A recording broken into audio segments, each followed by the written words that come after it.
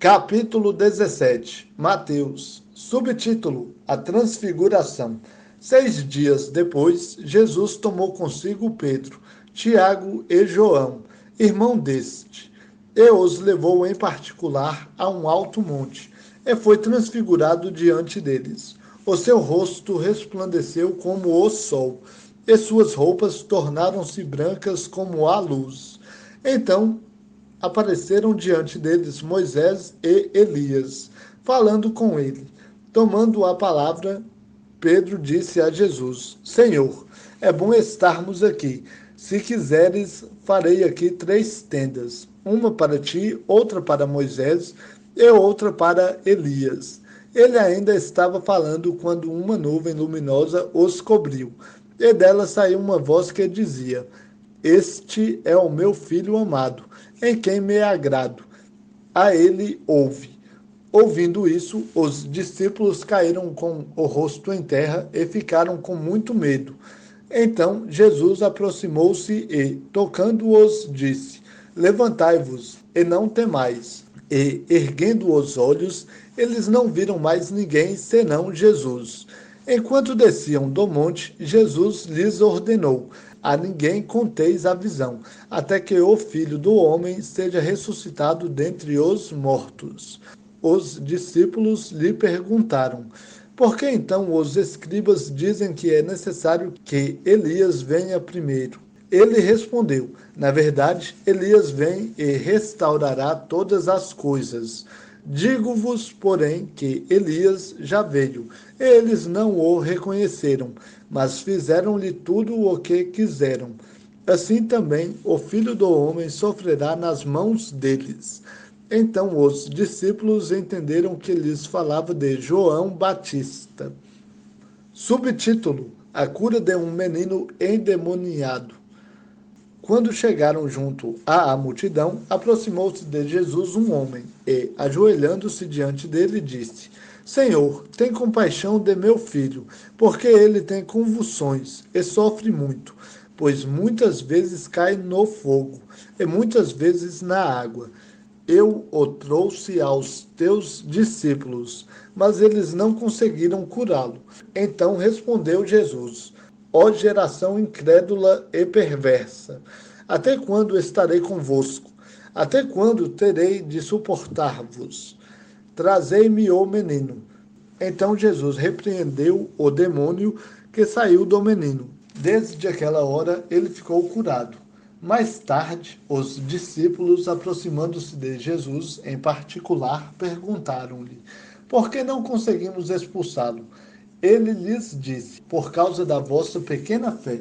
Pois em verdade vos digo que, se tiverdes fé do tamanho de um grão de mostarda, direis a este monte: Passa daqui para lá, e ele passará, e nada vos será impossível. Mas essa espécie de demônios não sai a não ser com oração e jejum. Reunindo-se eles na Galileia, Jesus lhes disse: O Filho do Homem está para ser entregue nas mãos dos homens, e eles o matarão, e ao terceiro dia ressuscitará. E eles se entristeceram muito. Subtítulo: Jesus paga o imposto. Quando chegaram a Cafarnaum, os fiscais do imposto de 2 dracmas aproximaram-se de Pedro e lhe perguntaram: O vosso mestre não paga o imposto de 2 dracmas? Ele disse: Paga. Quando Pedro entrou em casa, Jesus antecipou-se, perguntando: Que te parece, Simão? De quem os reis da terra cobram impostos ou tributo? Dos seus súditos ou dos estrangeiros? Ele respondeu: Dos estrangeiros. Jesus lhe disse: Então os súditos estão isentos. Mas, para que não os escandalizemos, vai ao mar, lança o anzol, tira o primeiro peixe que pegares, e, ao abrires a boca dele, encontrarás um estáter. Toma-o e entrega-o por mim e por ti. Capítulo 18. Mateus. Subtítulo: O maior no reino do céu. Naquela hora, os discípulos se aproximaram de Jesus e perguntaram: Quem é o maior no reino do céu? Jesus chamou uma criança, colocou-a no meio deles e disse: Em verdade vos digo que, se não vos converterdes e não vos tornardes como crianças, nunca entrareis no reino do céu. Portanto, quem se tornar humilde como esta criança, esse será o maior no reino do céu.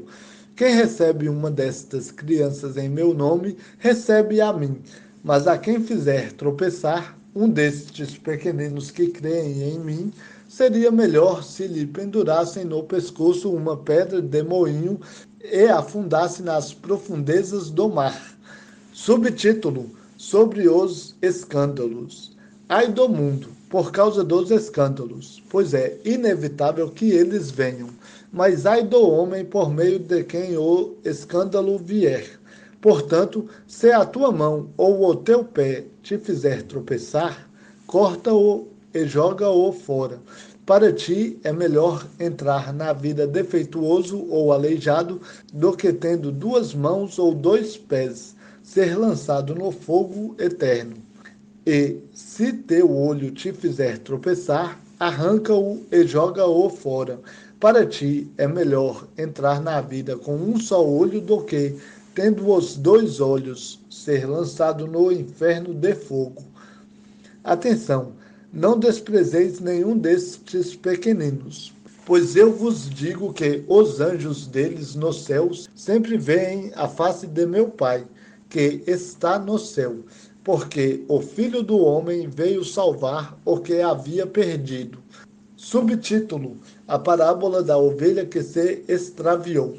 Que vos parece? Se alguém tiver 100 ovelhas e uma delas se extraviar, não deixará as 99 nos montes para ir em busca da que se extraviou? E se acontecer de achá-la, em verdade vos digo que terá maior alegria por essa do que pelas 99 que não se extraviaram. Do mesmo modo, não é da vontade de vosso Pai, que está no céu, que um só destes pequeninos pereça. Subtítulo: Como efetuar a reconciliação. A parábola do credor sem compaixão. Se teu irmão pecar contra ti, vai a sós com ele e repreende-o. Se te ouvir, ganhaste teu irmão. Mas se ele não te ouvir, leva ainda contigo mais uma ou duas pessoas, para que toda palavra se confirme pela boca de duas ou três testemunhas. Se ele se recusar a ouvi-las, dize-o à igreja. E, se também se recusar a ouvir a igreja, considera-o gentil e publicano. Em verdade vos digo, tudo quanto ligardes na terra terá sido ligado no céu, e tudo quanto desligardes na terra terá sido desligado no céu. Ainda vos digo mais: se dois de vós na terra concordarem em pedir acerca de qualquer questão, isso lhes será feito por meu Pai, que está no céu. Pois onde dois ou três se reúnem em meu nome, ali estou no meio deles. Então Pedro, aproximando-se dele, perguntou-lhe: Senhor, até quantas vezes deverei perdoar meu irmão que pecar contra mim? Até 7 vezes?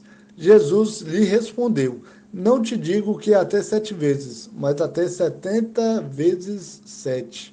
Por isso, o reino do céu é comparado a um rei que quis acertar contas com seus servos. E, quando começou, foi-lhe apresentado um deles que lhe devia 10.000 talentos, mas não temos com que pagar. Seu senhor ordenou que ele, sua mulher, seus filhos e todos os seus bens fossem vendidos para que a dívida fosse paga. Então aquele servo, prostrado diante dele, rogava-lhe: Senhor, tem paciência comigo, que te pagarei tudo. Comovido, o senhor daquele servo soltou-o e perdoou-lhe a dívida. Ao sair, porém, aquele servo encontrou um e, agarrando-o, sufocava-o, dizendo: Paga o que me deves. Então, caindo aos seus pés, o seu companheiro lhe suplicava: Tem paciência comigo, que te pagarei. Ele, porém, não quis. Antes mandou colocá-lo na prisão, até que pagasse a dívida. Seus conservos, vendo o que acontecera, ficaram muito tristes e foram contar tudo ao seu senhor. Este, então, chamou-o à sua presença e disse-lhe: Servo mau, perdoei-te toda aquela dívida, porque me suplicaste. Tu também não devias ter compaixão do teu companheiro, assim como tive de ti? E, irado, entregou-o aos carrascos até que ele pagasse tudo o que lhe devia. Assim também vos fará meu Pai Celestial, se cada um de vós não perdoar de coração ao seu irmão. Capítulo 19. Mateus. Subtítulo: Sobre o divórcio. Tendo Jesus falado essas palavras, partiu da Galiléia e foi para a região da Judéia, para o outro lado do Jordão. E grandes multidões o seguiram, e ele as curou ali. Aproximaram-se dele alguns fariseus, que o colocaram à prova, perguntando: É permitido ao homem divorciar-se de sua mulher por qualquer motivo? Jesus respondeu: Não lestes que desde o princípio o Criador os fez homem e mulher e ordenou: Por isso o homem deixará pai e mãe e se unirá à sua mulher, e serão os dois uma só carne? Assim não são mais dois, mas uma só carne. Portanto, o que Deus uniu, o homem não separe. Eles lhe responderam: Então, por que Moisés mandou dar-lhe documento de divórcio e mandá-la embora? Ele lhes disse: Foi por causa da dureza do vosso coração que Moisés vos permitiu se divorciar da vossa mulher, mas não foi assim desde o princípio. Mas eu vos digo que aquele que se divorciar de sua mulher, a não ser por causa de infidelidade, e se casar com outra, cometeu adultério. E quem casar com a divorciada, comete adultério. Os discípulos lhe disseram: Se é essa a condição do homem com respeito à mulher, não convém casar. Mas ele lhes disse: Nem todos podem aceitar essa condição, mas somente aqueles a quem isso é concedido. Porque há eunucos que nasceram assim, e há eunucos que foram feitos assim pelos homens. E há outros que a si mesmos se fizeram eunucos por causa do reino do céu. Quem puder aceitar isso, aceite. Subtítulo: Jesus abençoa as crianças. Então lhe trouxeram algumas crianças para que lhes impusesse as mãos e orasse por elas. Mas os discípulos os repreendiam. Jesus, porém, disse: Deixai vir a mim as crianças e não as impeçais, porque o reino do céu é dos que são como elas. E depois de lhes impor as mãos, partiu dali. Subtítulo: O jovem rico. Aproximou-se dele um jovem e lhe disse: Mestre, que farei de bom para ter a vida eterna? Ele lhe respondeu: Por que me perguntas sobre o que é bom? Somente um é bom, mas se queres entrar na vida, obedece aos mandamentos. Ele lhe perguntou: Quais? Jesus respondeu: Não matarás, não adulterarás, não furtarás, não darás falso testemunho. Honra teu pai e tua mãe, e amarás o teu próximo como a ti mesmo. O jovem lhe disse: Tenho obedecido a tudo isso. Que me falta ainda? Jesus respondeu: Se queres ser perfeito, vai. Vende tudo o que tens e dá-o aos pobres, e terás um tesouro no céu. Depois vem e segue-me. Mas, ouvindo essas palavras, o jovem retirou-se triste, porque possuía muitos bens. Então Jesus disse aos discípulos: Em verdade vos digo que um rico dificilmente entrará no reino do céu. E outra vez vos digo que é mais fácil um camelo passar pelo fundo de uma agulha do que um rico entrar no reino de Deus. Quando os seus discípulos ouviram isso, ficaram extremamente admirados e perguntaram: quem então pode ser salvo? Fixando neles o olhar, Jesus respondeu: isso é impossível para os homens, mas para Deus tudo é possível. Tomando a palavra, Pedro lhe disse: nós deixamos tudo e te seguimos. Que recompensa teremos?